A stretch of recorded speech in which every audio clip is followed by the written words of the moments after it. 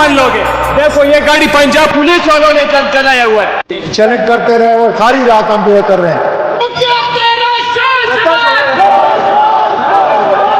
Sir क्या जज्बा है इस सिचुएशन में आप आ गए? यार खान साहब के लिए आए हुए